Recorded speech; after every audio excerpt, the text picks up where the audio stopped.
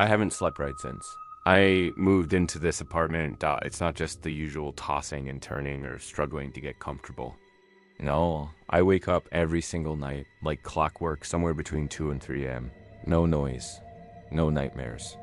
Just this heavy sense of wrongness, like something is waiting for me to open my eyes. Last night, it happened again. The moment I woke up, I knew I wasn't going back to sleep. My body felt heavy, pinned by invisible hands. The room was silent, dead silent. Not even the hum of the fridge or distant traffic outside. Just my shallow breaths and the slow thud of my heart. I lay still for a long time, staring at the ceiling above me, trying to force my mind to go blank. I'd memorized every bump and imperfection on that ceiling over the past few weeks, but last night, something was different. There were patterns.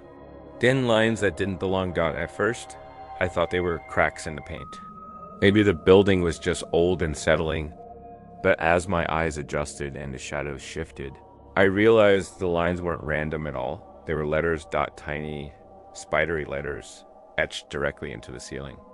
I blinked hard, thinking I was imagining it, but the more I stared, the clearer it became. The letters formed words. A word. My name. Lisa. Over and over again. Some lines upside down. Some curved along the ceiling's edges. Some crammed tightly into corners. Hundreds, maybe thousands of tiny little Lisas, written in impossibly neat rows. My breath caught in my throat. I sat up slowly, suddenly hyper aware of how still everything was. The hair on my arms stood straight up. I kept thinking, there has to be an explanation. Maybe it was some weird old wallpaper coming through. Maybe someone before me did this. Maybe I just never noticed it until now. But deep down, I knew that wasn't true. I had lived here for 3 weeks. 3 weeks of insomnia. 3 weeks of lying in this exact spot, staring at this exact ceiling. And never, not once had I seen those letters before. Heart pounding. I climbed onto the bed and stood up to get a closer look. I had to steady myself on the wall, my legs wobbling from a mix of fear and disbelief. They weren't painted. They weren't scratched in. They were embedded, as if they were part of the ceiling itself. Like the ceiling had grown around them. I reached up and brushed my fingertips across the writing. The surface felt smooth, cold, unnaturally cold, even. In the stuffy heat of my room, I could barely feel the indentations. But they were there. Real. Every single letter was perfect. Identical, precision made, as if they had been done by some kind of machine. But how? When? Why? I stood frozen for a moment, arms at my sides, staring. And my name repeated again and again above me. My name didn't feel like mine anymore. It felt like a label, a tag, a claim. A low buzz filled my ears, maybe from panic, or maybe from the silence, pressing too hard into my skull. Whatever rational thoughts I had left were drowning beneath the weight of the letters. Who did this? And how long had they been there? Without me noticing? I climbed down from the bed and backed away from the ceiling, heart pounding. I didn't sleep the rest of the night. I couldn't. I just sat in the corner of my room, knees drawn to my chest, watching the ceiling as if something might fall through it. Nothing did. But somehow, that was worse. When morning finally came. I thought the daylight would help, like it would burn away the strange, sick feeling that clung to me after the long night. But it didn't. If anything, the sunlight made it worse. The letters were still there, maybe even more visible now that the shadows had retreated. I hadn't imagined it. I wasn't sleep deprived or hallucinating. The ceiling above my bed was still covered in tiny, perfect copies of my name. Lisa, Lisa, Lisa. A sea of them, crowding every inch of the plaster like a ritual had been performed. While I slept, I wanted to scream. But I didn't. I couldn't. It was like the air in the apartment had thickened, become heavy with some invisible pressure. I told myself I had to fix it. Clean it. Erase it. Then it'll be over. Then it'll feel normal again. I grabbed a damp rag and climbed back up onto the bed. As soon as I touched the cloth to the ceiling, I felt it, the resistance. The rag skidded across the surface like I was trying to clean plastic instead of drywall. I scrubbed it harder. My fingers ached, the muscles in my arm burned, but the letters didn't fade, didn't smear, didn't even shift dot. It was like they weren't written at all, like they had been branded into the ceiling. Then I smelled it. Faint, at first. A bitter, metallic tang in the back of my throat. I paused and sniffed the air. That's when it hit me full force, a sharp, burnt odor, like scorched hair mixed with something fouler, like an electrical fire, like something dying dot. It was coming from directly above me. I dropped the rag and nearly fell off the bed. My throat tightened as the smell curled down into my lungs. I coughed, backing away, eyes watering. The room swam in my vision for a moment, and I had to lean against the dresser to stay upright. I opened the window to let in fresh air, but the scent clung to the walls like it was alive. It pulsed faintly, like a heart buried inside the ceiling. Didn't know what to do. I stood in the hallway for a long time, just staring into my room from the threshold like it was some contaminated zone. My own bedroom, the one I had decorated, cleaned, made into a home, now felt alien, tainted, when I finally worked up a nerve to step back inside. I looked up again. The writing hadn't changed. It was still there, still sharp, still clean, and deliberate. But now, it felt personal, targeted, like it was watching me back. I thought about painting over it, but something in my gut recoiled at the idea. Like I'd be sealing it in rather than getting rid of it. Trapping it instead of freeing myself dot, I backed out of the room again, this time closing the door softly behind me. As if slamming it might provoke something, I didn't open that door for the rest of the day. Instead, I sat on the couch with my arms wrapped around myself, replaying everything in my head. I searched for signs I might have missed, times I might have felt someone near me, or hints that I wasn't alone in the apartment, but there was nothing. No break-ins, no signs of forced entry, nothing stolen, nothing out of place except my name burned into the ceiling over and over like a warning, or a claim dot as the sun began to set, casting long cold shadows across the floor. I realized something terrifying. Someone had done this, or something, and whatever it was, it wanted me to see it. I didn't want to be alone anymore, dot by nightfall. I had stopped trying to tell myself it was a misunderstanding. The ceiling wasn't some weird leftover from the last tenant. This wasn't a prank. It wasn't even something I could file away under, maybe I'll deal with it tomorrow. It was here. It was happening. And I didn't understand any of it, dot, so I called Jess dot. She was the only person I could trust with something like this. Smart. Grounded? The type who didn't scare easily. She heard the panic in my voice right away and came over without asking questions. Just threw on a hoodie and walked the 4 blocks to my place. When I let her in, she raised an eyebrow at my pale face. Okay, she said cautiously. What happened? I didn't answer.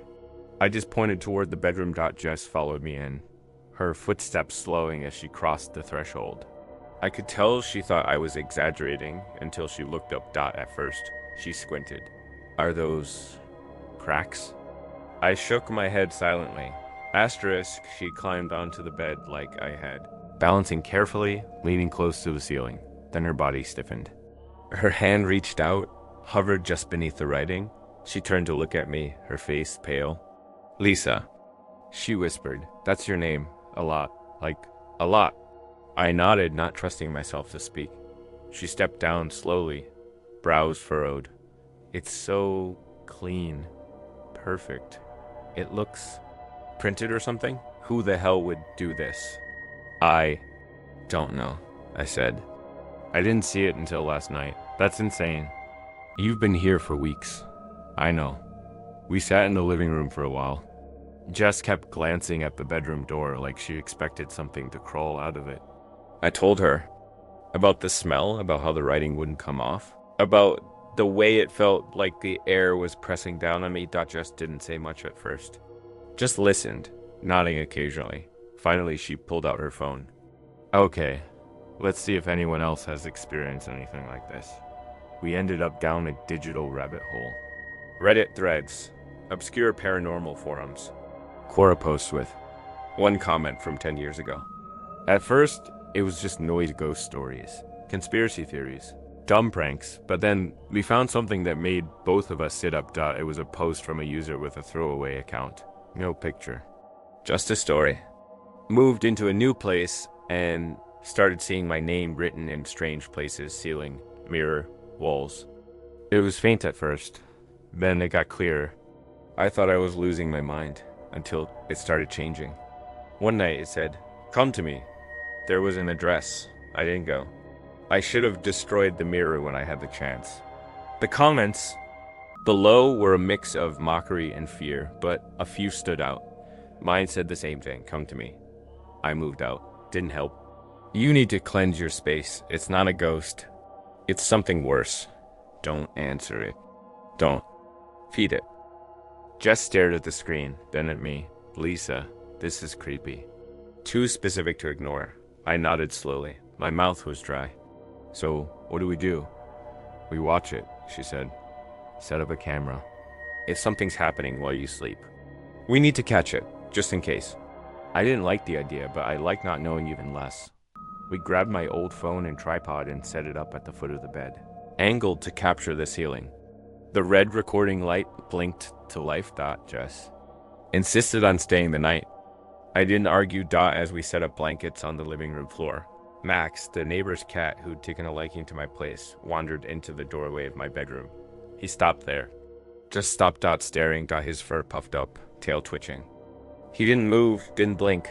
Then he hissed low and sharp before bolting out of the apartment entirely. Jess and I locked eyes. Neither of us said it out loud. But we were both thinking the same thing.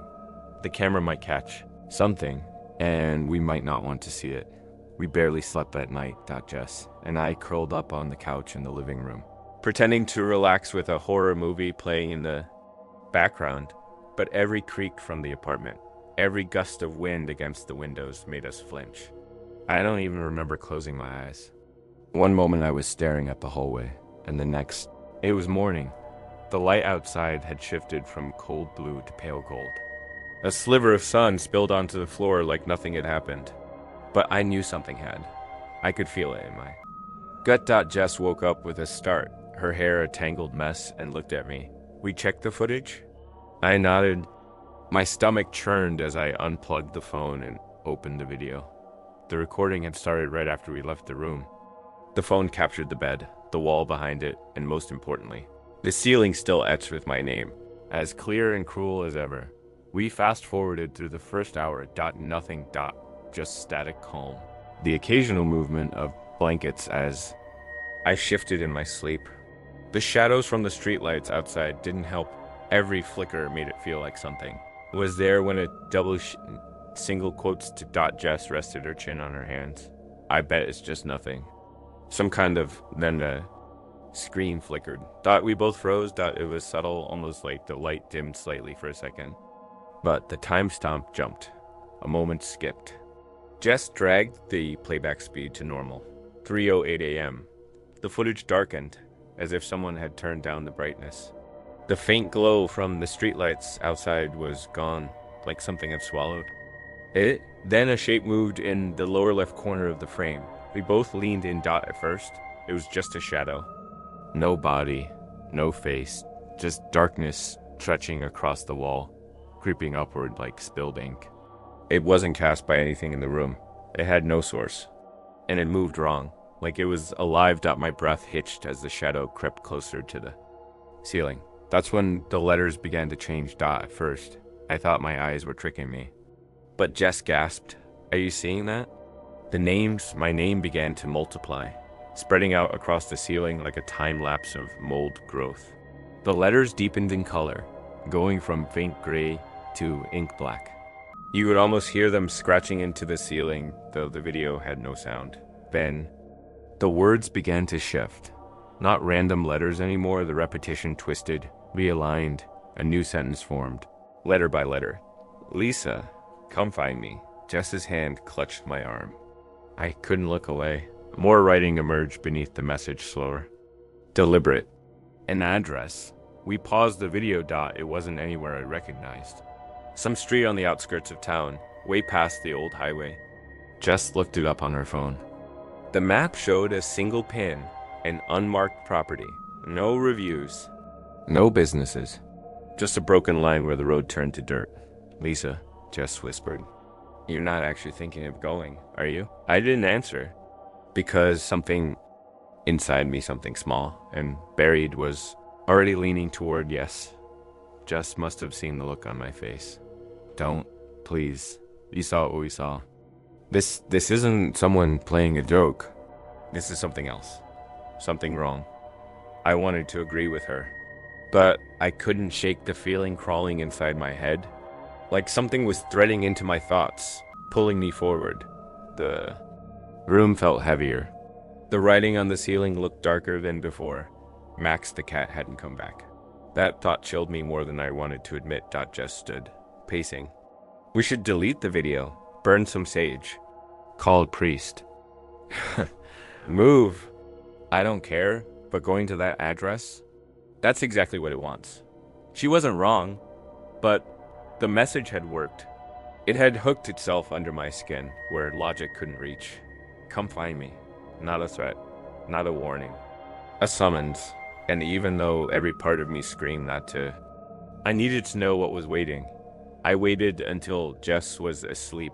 She passed out around midnight, wrapped in a blanket on my couch, her face tense even in rest. I stood in the hallway, staring at her for a long time, listening to the rhythm of her breathing, wishing I could stay right there and forget everything, but I couldn't. The pull was too strong that it wasn't curiosity anymore. It was need. Like there was something buried in my chest, dragging me forward. I didn't even leave a note. The streets were empty. My tires hummed against the pavement as I followed the GPS past the city limits, through industrial lots, past shuttered gas stations and fields choked with weeds. Civilization fell behind me, replaced by long stretches of nothing. When the map said I was close, I nearly turned back. The road turned to gravel, then dirt. Trees pressed close to the edge of the narrow path, their limbs skeletal in the moonlight. The headlights caught glimpses of rotted fences and broken signs. Every shadow looked like it could move. Then I saw at the end of the road stood a house, 2 stories tall. Windows boarded up. The wood siding was warped and gray, sagging in places like the bones of the house were giving up. It looked abandoned, but not empty. I killed the engine. The silence that followed was deafening. No wind, no animals. Just the dull beat of my heart in my ears as I approached the steps. The front door opened with a slow, aching creak. I don't know why I expected it to be locked. Of course, a WS single quotes T dot inside. The house was choked with dust and the stench of decay, mold, rot, something long dead. I covered my mouth with my sleeve, my flashlight cutting through the darkness in thin slices, and then I saw it dot my name. On the walls, the floor, the ceiling. Lisa, written over and over again in the same delicate, perfect lettering that had covered my bedroom ceiling.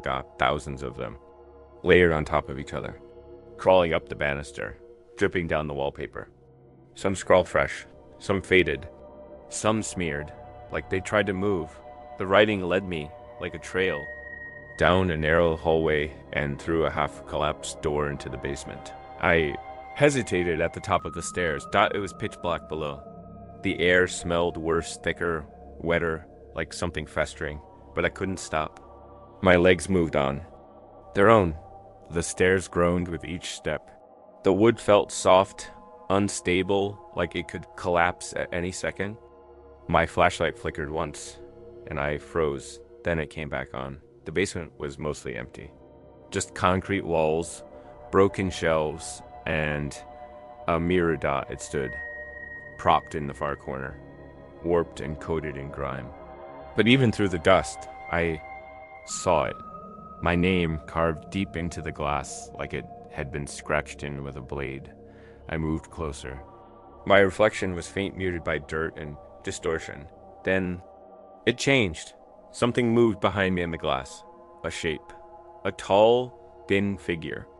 Black as oil, with eyes that glowed a dull, sickly yellow. I froze. The air turned to ice in my lungs. I turned around, nothing. Just the basement. Just me. Just the mirror.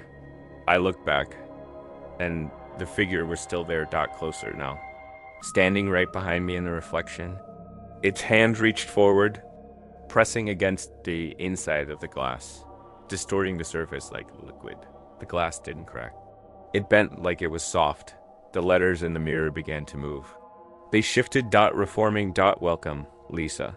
You found me, my hand shot out, grabbing a piece of broken wood from the floor. I didn't think I just swung. The mirror shattered. A sound inhuman screeching erupted from the glass as it broke. Not like glass breaking, but like something inside it was screaming. The air in the basement exploded outward like a bomb of static. I flew back, slammed into the wall, and hit the ground hard. Then, silence. When I came to, everything was still. Air was thick with dust. I blinked up at the crumbling ceiling of the basement, throat raw, ears ringing. My body ached from the impact, ribs sore, head pounding, but I was alive. The mirror was gone. Its shattered remains were scattered across the concrete like glittering snow. I sat up slowly, wincing, trying to process what I had just lived through. The screech, the blast, that thing in the glass, it had all felt too real to be a dream, but now, nothing. The writing on the basement walls had vanished. Even the carvings were gone, like someone had wiped the house clean while I was unconscious. I didn't stay long, It took everything I had just to climb those stairs again. My limbs moved like they belonged to someone else. By the time I stumbled out into the night, the sky had begun to turn pale with the first hints of dawn. I drove home in silence. No radio, no headlights. My hands shook on the steering wheel the entire time. Jess was waiting for me when I opened the door. Her eyes were wide with disbelief and relief, and before I could speak, she pulled me into a hug. I didn't even realize I was crying until she held me tighter. I thought something happened to you, she whispered. You were just gone. I had to see, I choked out. I thought if I destroyed it, it would stop. She helped me to the couch, and I told her everything, every horrible detail. I wasn't sure she believed all of it, but she didn't interrupt. Just listen. That night was the first I'd slept through in weeks. No voices. No shadow on the wall. No twisting letters above my bed. The silence was warm. Clean. It felt like I'd escaped something that wanted to pull me under. I thought it was over until this morning. I woke up slow, groggy, for the first time in what felt like forever. I had actually dreamed of nothing. Just soft, peaceful nothing. I stretched, blinking against the morning light, and rolled onto my back. That's when I saw it, on the ceiling. A single line written in the same dark. Needle-thin letters as before. Not hundreds of names. Not a hidden pattern. Just one sentence. Sitting dead center above my bed. Darker than ink. Sharper than any knife. You can't escape me. Lisa. We're not finished. My breath caught in my throat. The apartment around me was still. The air wasn't heavy. Nothing felt off. But somehow that made it worse. It didn't need to hide anymore. I lay there, frozen, staring up at the words while my blood turned to ice in my veins. Because now I understood something I hadn't before. That thing, it wasn't just haunting me. It had found me. And it wasn't done. Not even close. If you made it to the end, tell me, would you have gone to the house? Drop your thoughts in the comments. And if you've ever seen something strange, something you weren't supposed to see, share it below.